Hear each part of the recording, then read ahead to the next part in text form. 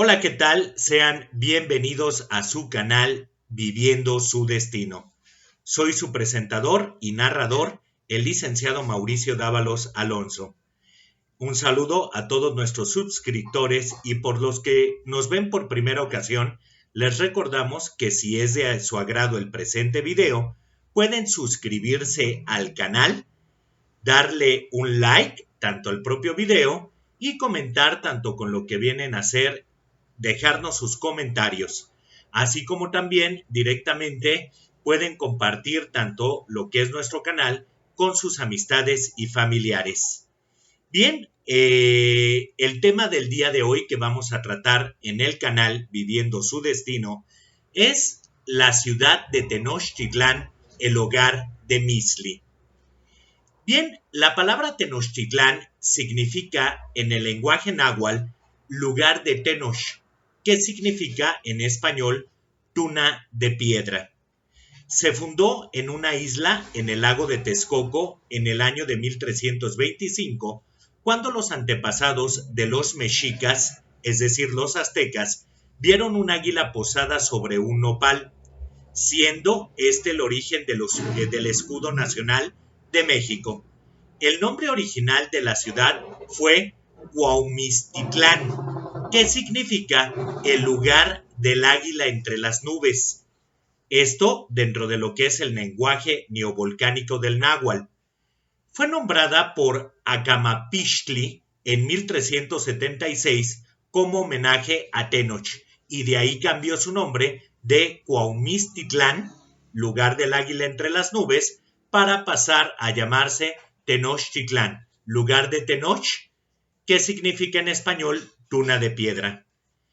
Tenemos que decir que la tuna es el fruto del nopal y es el símbolo más representativo de esta tierra. La tradición legendaria de los pueblos náhuatls explica que estos pueblos hicieron una peregrinación desde su lugar de origen, llamado Aztlán, hasta lo que más tarde sería Tenochtitlán, y que esta peregrinación de los nahuas aztecas duró alrededor de 260 años, hasta encontrar el lugar deseado. Según a sus leyendas, su dios Huitzilopochtli, que significa colibrí izquierdo, les había prometido que encontrarían un lugar con un islote en el cual habría una roca y sobre la roca un nopal, y sobre el nopal un águila con las alas extendidas y reconociendo al sol. Finalmente los aztecas encontraron el sitio indicado en algún lugar del lago de Texcoco y allí fundaron su ciudad. Tal isla se encontraba en donde hoy está el centro de la Ciudad de México.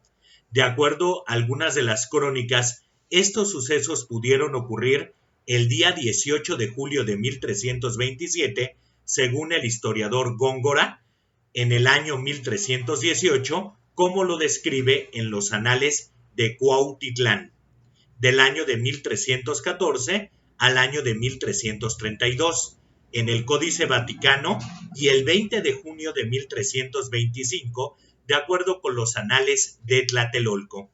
Esta última siendo la fecha más probable. Más tarde, los aztecas edificaron en el lugar sus templos. Los mexicas eran originarios de Aztlán, sitio cuya ubicación precisa y existencia real se debaten. De acuerdo con la crónica Mexicayol, en Aztlán, los futuros mexicas eran esclavos de los aztecas y llevaban este nombre. Cuando Huitzilopochtli manifestó a su pueblo el imperativo que marcharan hacia nuevas tierras, también les ordenó que dejaran de llamarse aztecas, porque a partir de este momento serían todos mexicas. Este episodio también es recreado por el Códice Aubin y el Códice Durán. La tira de la peregrinación señala que Aztlán estaba ubicado en una isla donde había 6 calpulli y un gran templo, probablemente dedicado a Mixcoatl. En la tira de Huitzilopochtli solo aparece después que los aztecas llegaron a Teoculhuacán en el año primero pedernal, De ahí partieron 8 calpulli encabezados por 4 teomameque, que significa en español cargadores de los dioses del sueño. Uno de ellos identificado como Tezcacual, que cargaba el bulto de Huitzilopochtli. Los anales de Tlatelolco mencionan el día 4 Cuautli, águila o 1 Tecpali, como la salida definitiva del territorio de Aztlán, Colhuacán, y es correlacionado con la fecha del 4 de enero de 1065 del día perihelio. Según la mitología mexica, Huitzilopochtli le ordenó que solo fundarían su reino donde estuviera una águila posada sobre un nopal devorando una serpiente. Siguiendo este designio, los mexicas deambularon por varios lugares, siempre en busca del portento que indicara cuál era la tierra prometida por su dios. De acuerdo con la tira de la peregrinación, la gente de Cuitláhuac se separó del resto de los calpulli, cuando aún estaban en migración. Más tarde los mexicas llegaron a la región de Tolán-Xicocotitlán, donde Huitzilopochtli les ordenó que desviaran el cauce de un río para crear una laguna en torno de un cerro. El placer de vivir en esta tierra casi llevó a los mexicas a olvidar que su dios les había prometido otra tierra, y viviendo esto, Huitzilopochtli les hizo salir de ese sitio y continuar la migración. Llegaron entonces al Valle de México y pasaron por varios pueblos, hasta que se asentaron en los territorios tepanecas de Azcapotzalco, a quienes les sirvieron como guerreros mercenarios. Finalmente encontraron el sitio señalado por Huitzilopochtli, en un islote del lago de Texcoco. En la crónica Metzicayol Tezozozomoc dice que cuando hallaron el lugar, el sacerdote Cuatlequetzqui dijo las siguientes palabras: Id y ved en un nopal salvaje. Allí tranquila veréis un águila que está enhiesta. Allí come, allí se peina las plumas, y con ese quedará contento vuestro corazón. Allí está el corazón de Copil, que tú fuiste a arrojar, allá donde el agua hace giros y más giros. Pero allí donde vino a caer, y habéis visto entre los peñascos, en aquella cueva, entre cañas y juncias, del corazón de Copil, ha brotado ese nopal salvaje, y allí estaremos, y allí reinaremos. Allí esperaremos y daremos encuentro a toda clase de gentes. Nuestros pechos, nuestras cabezas, nuestras flechas, nuestros escudos, allí les haremos ver. A todos los que nos rodean, allí los conquistaremos. Aquí estará perdurable nuestra ciudad de Tenochtitlán, el sitio donde el águila grazna, en donde abre las alas, el sitio donde ella come y en donde vuelan los peces, donde las serpientes van haciendo ruedos y silban. Ese será México Tenochtitlán, y muchas cosas han de suceder.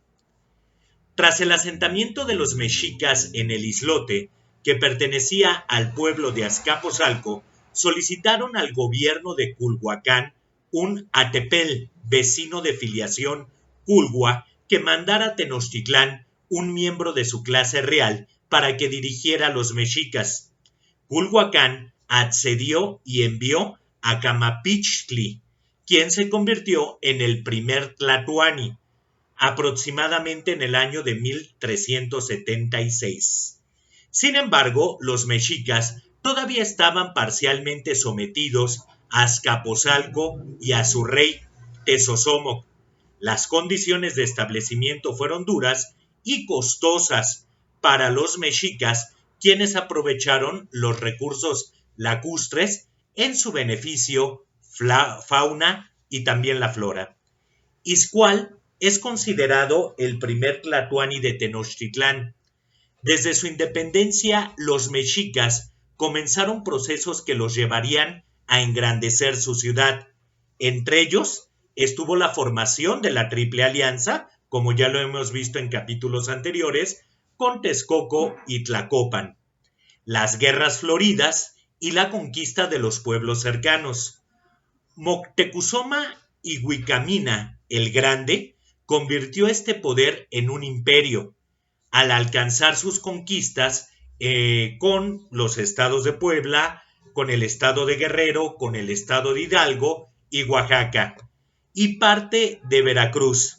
Las conquistas se reanudaron a partir de 1486 aproximadamente, cuando el Güey Tlatoani Ahuitzol Mexica extendió el imperio por el centro y el sur del México actual. Hacia el año de 1500, ya tras el descubrimiento de América, los mexicas eran el pueblo más poderoso de Mesoamérica y Tenochtitlán, una ciudad comparable con las más importantes del mundo.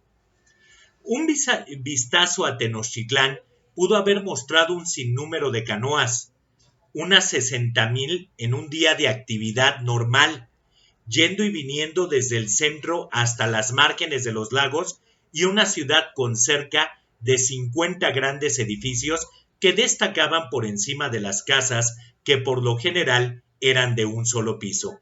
Y esto será la primera visión que tendrá Mixlí cuando deja su isla de Xaltocán o cuando ya regresa de haber estado allá en Texcoco con la población Acolhua, y viaja del extranjero a vivir a la ciudad de Tenochtitlán, y desde su niñez siempre va a haber esas 60,000 canoas aproximadamente que están en un comercio, más esos 50 edificios. Imagínense que esto fue extremadamente impresionante para el buen Mixlí.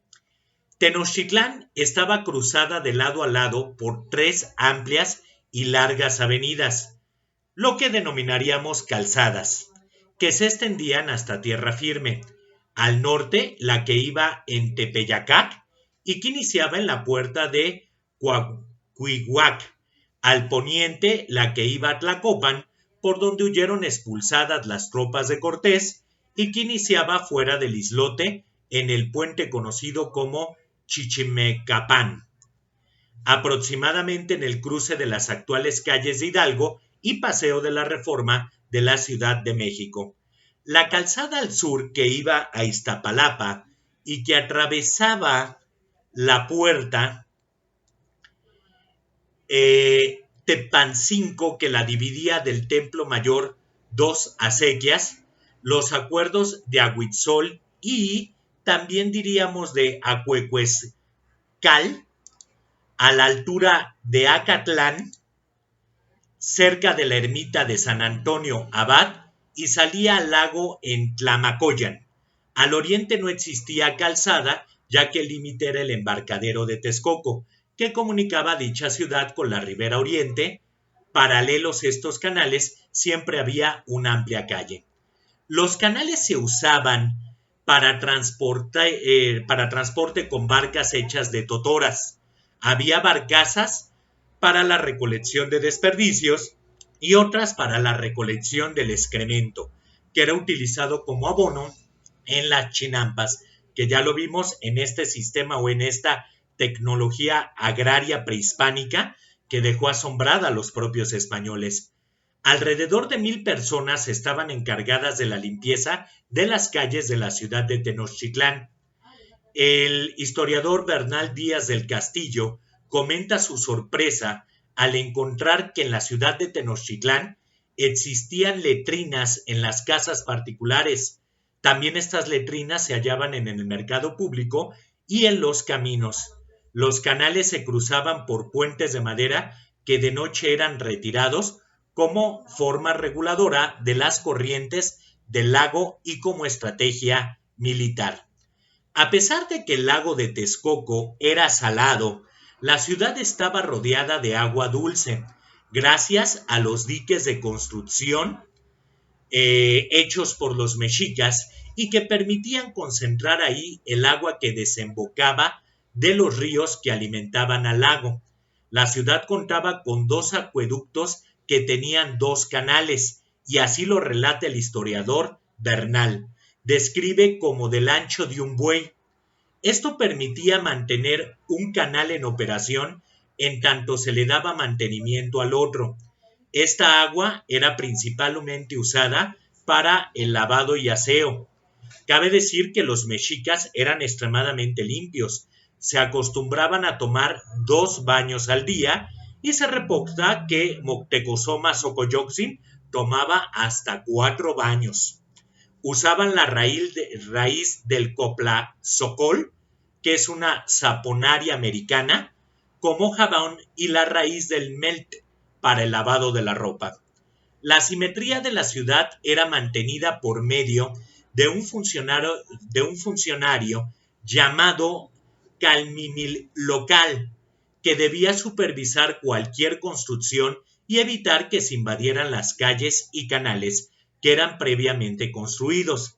La organización social y económica de los pueblos de la época era en Atepel, los cuales tenían los calpulis o barrios, su base local. Los 4 calpullis principales de Tenochtitlán fueron: al noroeste estaba el barrio de Huepopan, al noroeste el barrio de Aztacalco, al suroeste el barrio de Moyotla y al sureste el barrio de Soquiapan.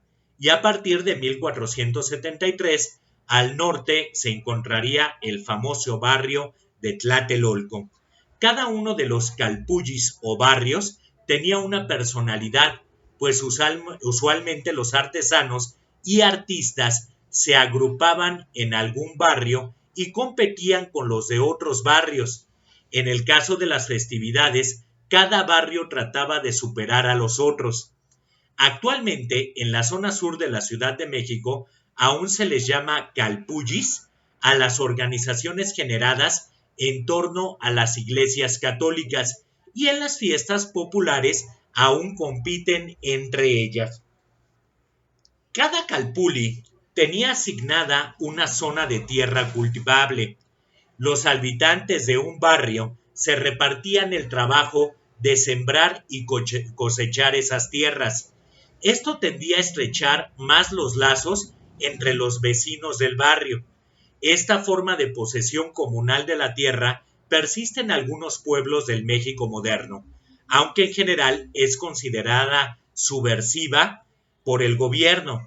Desde la invasión, durante siglos, los campesinos han tenido que luchar para poder mantener esas tierras comunales y que no les fueran arrebatadas por los terratenientes, como ya veremos en otras entregas que haremos en su canal, Viviendo su Destino. Cada barrio tenía su propio mercado. Actualmente en casi todo México se les llama tianguis, aunque en la lengua neovolcánica del náhuatl se les llama tianquistli a los pequeños mercados que se ponen un solo día a la semana, conocidos también como mercados sobre ruedas en otros países latinoamericanos y también en México. Además del mercado del barrio, existía un mercado principal en Tlatelolco. Cuando llegó Cortés, él reportó que este mercado era 2 veces más grande que la ciudad de Sevilla en España y que había aproximadamente 60,000 personas comprando y vendiendo diariamente. Por su parte, Bernardino de Sahagún nos da una cifra más conservadora de 20,000 personas durante días comunes y 40,000 personas en los días de fiesta. El asentamiento en el entorno lacustre exigió sistemas hidráulicos para el aprovechamiento de los recursos naturales y la contención de las aguas para evitar que la ciudad se anegara con aguas salobres y se abasteciera de agua dulce, así como para cultivos y la propia circulación hacia lo interno y externo de la ciudad. Se hicieron necesarias entonces obras complejas de control y cultivo, así como de cómputo y conocimiento de ciclos y factores climáticos que permitieron producir alimentos en volumen para una megaurbe que desarrolló sistemas complejos agrícolas, base de su economía y subsistencia. Los mexicas construyeron y cultivaron chinampas, que ya hemos hablado de ellas en capítulos anteriores, que son esas parcelas superficiales sustentadas con pilotes y gruesas capas de tierras regadas con canales, a las cuales se les llama esos canales acalotes en náhuatl, y por infiltración propia del lecho donde estaban asentadas. También idearon sistemas de riego mediante canales, presas, que eran hechas con madera, piedra o lodo como sus materiales principales, diques, compuertas y depósitos pluviales. Las aguas del lago representaron siempre un riesgo por las corrientes que en él se formaban, causantes actuales de las denominadas tolvaneras en la Ciudad de México, que corren de oriente a occidente, casi sin ningún obstáculo, así como las características propias de un entorno lacustre. Las obras principales fueron los diques o albarradas, destacando el llamado albarradón de Nezahualcóyotl, ideado por este y construido en el año de 1449. Luego de una enorme inundación, un muro de piedra y argamasa pensado en la contención y separación de las aguas salobres y dulces que corría de sur a norte desde el embarcadero de Mexicalcingo, actual cruce de la Viga, y Ermita Iztapalapa, en la margen de Iztapalapa hasta Peñón de los Baños, cerca del actual aeropuerto, a lo largo de 16 kilómetros. Otro fue el de Ahuitzol, construido en el año de 1499 y que protegía el islote en su parte este de las corrientes del lago de Texcoco en el embarcadero del mismo nombre.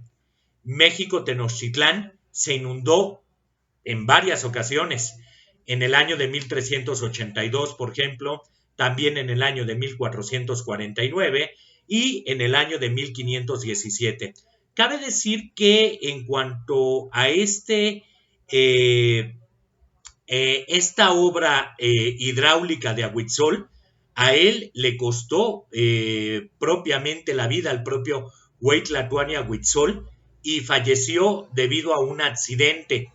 Ello debido a que directamente cuando lo inauguró para dotar a su ciudad de agua y controlar estas aguas, debido al grosor de la población que existía en la ciudad de Tenochtitlán, se rompió de uno de estos diques, como nos los cuenta Gary Jennings en su libro El Azteca, y por la narración del propio Misli, lo que trajo la muerte de Ahuitzol, después de que éste padeció por un tiempo según en el imaginario de Gary Jennings, por directamente haber golpeado con una piedra. Lo que sí sabemos es de que debido a estas inundaciones fueron la causa accidental de la muerte accidental del Huey Tlatoani Ahuitzol, y que se nos relata en el propio libro de Gary Jennings, El Azteca, que es base de este capítulo. Tenemos que decir que otra obra hidráulica importante que fue para la ciudad de Tenochtitlán fueron los acueductos, destacando precisamente estos acueductos construidos por Ahuitzol para abastecer de agua dulce desde el Acuehuexcal del Huitzilopochtli, Churubusco, hasta el centro de Tenochtitlán por la calzada de Iztapalapa, y que fue un elemento central para la caída de Tenochtitlán en 1521, ya que al conquistarlo Cortés cortó el abasto de agua, así como el doble de Chapultepec, construido en 1465, que circulaba adyacente a la calzada Tlacopan, con dos canales que se usaban uno a la vez para dar mantenimiento al otro. Bien, cabe decir aquí que, de acuerdo al imaginario de Gary Jennings, que encontramos que esta es una narración histórica, porque realmente el propio Huey Tlatoani Ahuitzol siempre no solamente se distinguió por ser un gran gobernante, un gran diplomático, sino que vemos esta proeza de gobernante de tratar de dotar de agua dulce y no salobre a lo que viene a ser a su población mexica, aunque esto, como ya lo hemos reiterado, le llegó a costar la vida. La ciudad de Tenochtitlán también se caracterizaba por las calzadas. Estas calzadas fueron elevaciones artificiales de un ancho promedio de 15 metros, hechas con piedra, arcilla, argamasa y plantadas en el fondo del lago con pilotes de madera. Fueron 3 las principales, diferenciándose las que corrían del norte al sur, es decir, de Tepeyacat e Iztapalapa, y las de poniente a oriente en Tlacopan y Coyoacán, ya que eran de un mayor número de cortes seccionales en los que se instalaban puentes móviles de manera diurnos para una circulación sin problema de las aguas del lago, mientras que las primeras fueron más resistentes, pues eran esencialmente de piedra y pudieron fundirse como diques antes de la construcción del dique de Nezahualcóyotl en el año de 1449. Las calzadas principales fueron la calzada de Tepeyacat, que es actualmente la calzada de Guadalupe, que cruzaba de norte a sur desde el cerro del Tepeyac hasta el islote de Noanualco, Tlatelolco, aproximadamente en las actuales calles de República de Argentina, Jesús Carranza y Calzada de los Misterios, hasta el cerro del Tepeyac, y tuvo un ancho de 11 metros y un espesor de 1.8 metros y fue hecha de piedra. La segunda calzada principal fue la calzada de Tlacopan o Tacuba, que partía hacia el poniente hasta el Templo Mayor de Tlacopan, Tacuba en la actualidad, siguiendo el trazo aproximado de la actual calzada México-Tacuba, partiendo del Canal de los Toltecas, en donde está erigida la iglesia de San Hipólito, en donde se rinde culto a San Judas Tadeo, Avenida Hidalgo, Puente de Alvarado, Ribera de San Cosme y México-Tacuba, hasta la actual estación del Metro Tacuba, y sitio aproximado donde se encuentran aún sepultados los restos del Templo Mayor de Tlacopan. Tuvo un ancho de 22 metros y una bifurcación hacia la calzada de Chapultepec, hacia el superponiente en el islote de Matzatzintamalco, y que terminaba en Chapultepec con un ancho de 12 metros. Encontramos otra calzada que también fue principal en la ciudad de Tenochtitlán, que es la calzada de Nonualco. Esta conectaba la ciudad de Tlatelolco con tierra firme, siguiendo el trazo aproximado de las actuales avenidas Manuel González y Eulalia Guzmán. Se bifurcaba en el islote de Xochimanca hacia el norponiente y terminaba en San Miguel Amantla y Azcapotzalco. Fue hecha de arcilla y tenía un ancho de 15 metros y un espesor de 1.6 metros. También figura la calzada de Iztapalapan, la cual en la ciudad de Tenochtitlán partía del Templo Mayor hacia el sur, saliendo hacia el agua en San Antonio Abad y tocando tierra de nuevo en la actual avenida del Taller y siguiendo el trazo aproximado de la actual calzada de Tlalpan, bifurcándose hacia Huitzilopochtli y Coyoacán. En esta se realizó el primer encuentro entre Hernán Cortés y Moctezuma Xocoyotzin, que significa el gran orador del único mundo, y fue hecha de piedra y arcilla y terminada en talud con un espesor de 2.10 metros y un ancho de 15. Otra de las calzadas principales de la ciudad de Tenochtitlán fue la calzada de Tenayocan, que conectaba el islote de Tlatelolco hasta Tenayocan en el norte. Tenía el trazo aproximado de la actual calzada Vallejo, y entre otras calzadas también podemos hablar de la que iba hacia el este y terminaba en el embarcadero en Texcoco, en Tetemazolco, actuales calles de República de Guatemala y Miguel Negrete, las que comunicaban el Templo Mayor con el de Tlatelolco, actualmente las calles de Bolivia, Allende e Isabel la Católica, junto con República de Chile, en el centro de la Ciudad de México, y una que partía de la calzada de Tlacopan hasta la acequia de Tezontle. También podemos nosotros, bien, pues estas eran las avenidas que directamente se encontraban en la ciudad de Tenochtitlán y que prácticamente hasta el día de hoy, algunas de ellas, como ya lo vimos en la actualidad, se conservan en la Ciudad de México. Tenemos que decir que dichas calzadas fueron hechas primero clavando estacas de 5 metros de largo por un diámetro de 1 a lo largo de la orilla de lo que sería la calzada. El ancho de las calzadas era de 15 metros. Después de clavadas las estacas en un área, se procedía a rellenar con piedras como el tezontle y el basalto, y una mezcla de cal caliente, compactándolas y dándoles el aplanado final, dándole a la calzada una gran resistencia, con sus caminos eran sumamente rectos. Y ojo, cabe decir directamente que si bien es cierto, los caminos también fueron hechos en Roma, también cabe decir que en el caso de los mexicas, ellos no tuvieron contacto con el mundo europeo. Entonces es un orgullo también que estos caminos hayan sido hechos con la ingeniería mexica prehispánica de nuestra América. Y es un orgullo de esta tecnología para toda nuestra América. Estas calzadas se construían en tramos rectangulares y con espacios entre sí para permitir el paso de las trajineras y canoas en los canales. Y entre los tramos de calzadas se colocaban plataformas de madera que eran elevadas en caso de que pasara una embarcación.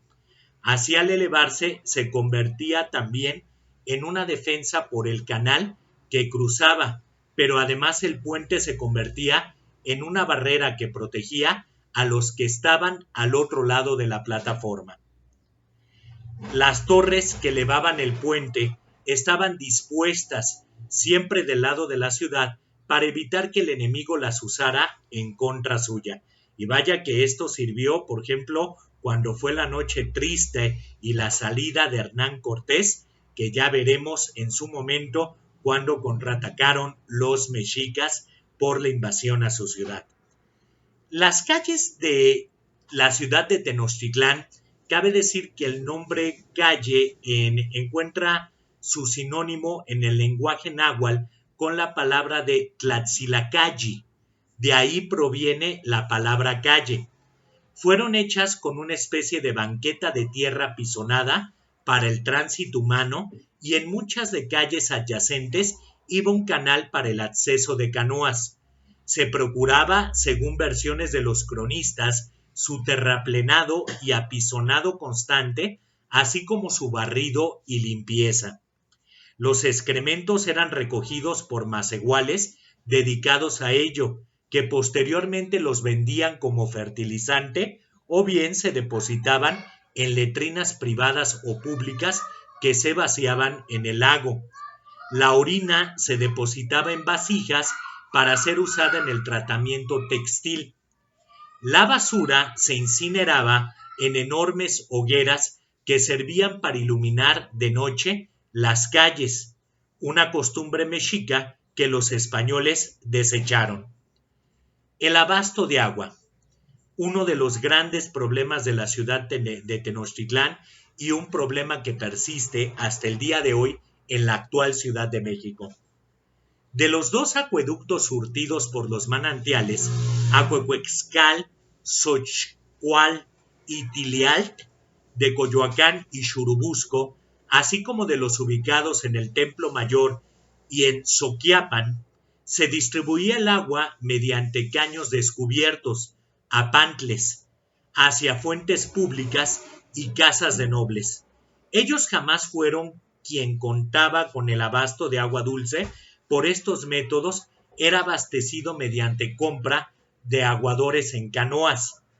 De ahí el gran problema, que directamente la falta de abastecimiento de agua a la zona del centro de la ciudad de Tenochtitlán, donde radicaban los nobles y la clase del poder, incluyendo el güey Tlatoani Ahuitzol, y por las exigencias de esos mismos nobles, hizo que Ahuitzol emprendiera las obras para construir los acueductos que pudieran dotar a la clase noble mexica y tanto a lo que es al güey Tlatoani de agua dulce y no tener que estar a las expensas de agua salobre que no podían llegar a tomar. Y que también esto fue parte dentro de lo que fue Hernán Cortés, que aprovechó en la conquista de la Tenochtitlán, cuando decide reconquistar Tenochtitlán una vez que había sido expulsado y después de años de preparación a lo que fue la Noche Triste, que ya veremos en su momento en otro de los videos que compartiremos. Tenemos que decir que directamente este acueducto que surte estos manantiales, en la actualidad lo podemos ver, se encuentra ubicado en la carretera federal a Pachuca, tiene una extensión de 4.5 kilómetros que van desde San Cristóbal Ecatepec a Venta de Carpio. Y ahí está este acueducto que ha servido para proporcionar de agua dulce a la gran urbe, a la gran Ciudad de México y por supuesto a la ciudad de Tenochtitlán. Pero tenemos que hablar de la historia del Abarradón. Este Albarradón es una de las obras más importantes que llegó a ser Nezahualcóyotl en el único mundo en la etapa prehispánica, este Güey Tlatoani de Texcoco y directamente gran orador de los Acolhua. Este Nezahualcóyotl no solamente se caracterizó por ser un gran poeta, sino también por ser un ingeniero. Cabe decir que en la historia del Albarradón tenemos nosotros que decir que los lagos fueron en Mesoamérica una fuente importante de recursos, determinante para el florecimiento de grandes ciudades como en su momento fue Teotihuacán, Tenochtitlán y Texcoco. Sin embargo, estos sistemas también representaban una constante amenaza de inundaciones. Esos socavones los seguimos viendo en la actualidad en etapa de lluvias en la propia Ciudad de México. Para enfrentar este riesgo, los pueblos prehispánicos del periodo posclásico realizaron una serie de obras hidráulicas colosales destinadas al control de los niveles de agua. Y en esto tenemos que decir que se destaca el relieve sobre el Albarradón. Este Albarradón, como se pronuncia correctamente, dice que nos cuenta tanto la historia que las naciones integrantes de la Triple Alianza y sus aliados sobresalieron en la construcción de dichas obras, no solamente porque construyeron calzadas, sino también diques para moderar el flujo de las aguas de lagos y ríos, para evitar por un lado inundaciones y por otro que los lagos de Chalco y Xochimilco se mezclaran con las aguas saladas del lago de Texcoco. Una de las obras más notables de la época fue el Albarradón de Nezahualcóyotl. Esta obra la construyó Nezahualcóyotl en el año de 1449. Este cumplió la función de contener las aguas del lago de Texcoco, que anteriormente ya habían causado graves inundaciones, y además las de separar las aguas dulces de las salobres. Después de la conquista de México, las inundaciones continuaron. Se destaca, por ejemplo, la inundación del año de 1555, después de la cual el virrey Luis de Velasco mandó reparar el Albarradón de San Cristóbal, el cual probablemente tenía su origen en una calzada prehispánica.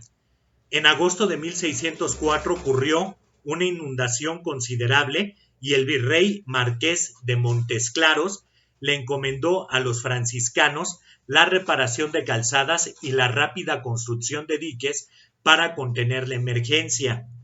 Fray Juan de Torquemada llevó a cabo la reconstrucción de la calzada de los Misterios, concluida en 5 meses, y Fray Jerónimo de Zárate la construcción del Albarradón de San Cristóbal, que fue el Albarradón de Nezahualcóyotl, que fue construido en 4 meses con un costo de esa época de 2,000 pesos.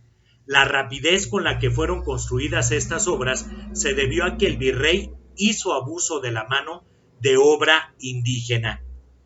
Al ver que los albarradones no eran suficientes, Enrico Martínez comenzó en 1607 el proyecto del Tajo de Nochistongo. Para 1627 mandó construir 3 compuertas repartidas a lo largo del Albarradón de San Cristóbal, con la finalidad de regular el flujo de agua. Después de la falla del sistema de desagüe y la catastrófica inundación de 1629, los albarradones recibieron mayor atención y mantenimiento, los cuales se les da hasta el día de hoy. Bien, pues tenemos que hablar que directamente la ciudad de Tenochtitlán fue construida en este Valle de México, como hemos visto de esta narración, que directamente se caracterizó por ser una ciudad en la cual se integraba tanto por calzadas como por lo que vienen a ser banquetas y también canales donde fluían la mayoría de canoas, que había un promedio hasta de 60,000 canoas. Tenemos que hablar que directamente esta ciudad que Mixtli logra apreciar está con más de 50 edificios y que tuvo más de 8 calzadas principales. Tenemos que hablar de que en esta ciudad de Tenochtitlán tuvo un gran auge porque se mantuvo de los tributos de los señoríos, que ya vimos en otros capítulos que cobraba la ciudad de Tenochtitlán y que fue causa para que estos señoríos se levantaran junto con Cortés para directamente derrocar al imperio mexica. Y tenemos nosotros también que precisar dentro de esto que se caracterizó esta ciudad de Tenochtitlán no solamente por su ingeniería en cuanto a lo que vienen a ser las calzadas o las banquetas, sino también lo podemos ver en cuanto a lo que vienen a ser las chinampas de esa tecnología agraria, y podríamos hablar también de las letrinas que sorprendieron a los españoles cuando llegaron, que se encontraban tanto en templos, espacios públicos y también dentro de diversos caminos. Este es lo que se encuentra Mixtli. Se encuentra una gran urbe que no solamente lo impresiona a él, que como en su momento también veremos, impresionó a Hernán Cortés y a los españoles que lo acompañaban cuando llega a la ciudad de Tenochtitlán y la ve desde un divisadero. Bien, tenemos que decir que las fuentes consultadas para este video fueron directamente, lógico, el libro de El Azteca de Gary Jennings, de Editorial Planeta, así como también las fuentes que ocupamos para este video son Bosquejo Histórico del Desagüe de la Ciudad de México, el cual directamente esta obra con consulta del 2 de septiembre del 2014. También se ocupó para realizar el presente video la Gaceta del Gobierno del Estado de México, de Toluca del Lerdo, del 23 de marzo del 2001, y también lo que es las noticias del Instituto Nacional de Arqueología e Historia, investigadora de las investigaciones que estudian el Albarradón de Catepec, Dirección de Medios de Comunicación de México, Distrito Federal, del 2011. Así como también consultamos la obra de Agua, Cultura y Sociedad en México, del autor Zamora, México, del Colegio de Michoacán, que tiene y también podríamos hablar de la obra de México Pintoresco, Artístico y Monumental, del autor Manuel Rivera Cambas, México, del año de 1967. Bien, pues si fue de agrado para ti esta narración tanto de la ciudad de Tenochtitlán, no te pierdas la próxima entrega de nuestros siguientes videos. Te recordamos que si eres nuevo en el canal, te suscribas, le des like, nos dejes tus comentarios y, ¿por qué no?, compartas el canal tanto con tus amistades y familiares. Si ya tenemos el placer de que seas suscriptor del canal, te invitamos a seguir viendo nuestros videos y a darnos un like y habilitar la campanita para que directamente estés pendiente a las siguientes entregas. Recordemos que yo soy su servidor, el licenciado Mauricio Dávalos Alonso, y este canal tiene como genoma hablar tanto de lo que viene a ser la historia de México y hablar tanto de lo que son de nuestros protagonistas y antagonistas de dicha historia, de lo cual con datos reveladores hablaremos no solamente de su vida o de su destino, como lo estamos haciendo del propio Mixli, sino a su momento también nos sumergimos en esta catarsis, porque por eso es que estamos viendo tanto lo que vienen a ser el entorno donde vivía el propio Mixli, tanto desde lo que viene a ser su arte plumario, el cual les invito a ver. En el que tenemos también un video de ese magnífico arte plumario, de la boda mexica, también llegamos a hablar. Hablamos también directamente del duelo de Mixli con Chimali, y hablamos también de lo que viene a ser de Mixli Posteca. Lo que queremos dar es ahora sí que poderles mostrar todo el entorno en donde nuestro principal personaje Mixli se desarrolló, vivió. Cabe decir que la ciudad de Tenochtitlán para Mixli fue su tercera ciudad donde él vivió, porque directamente recordemos que él primero vivió en la isla de Xaltocán, a las afueras de la ciudad de Tenochtitlán, después se fue al extranjero, viviendo en Texcoco, en ese imperio de los Acolhua, y después es que directamente llega a vivir a la ciudad de Tenochtitlán, en donde estas obras que hace el güey Tlatoani-Huitzol le toca presenciar a Mixli ya una vez que él está casado con Ciania y tienen a su bebé Cocotón. Bien, pues me despido de ustedes, no sin antes agradecerles el haber estado en nuestro canal, y los invitamos a que sigan al pendiente de nuestras siguientes entregas. Fue un placer, hasta pronto, no bajen la guardia y síganse cuidando.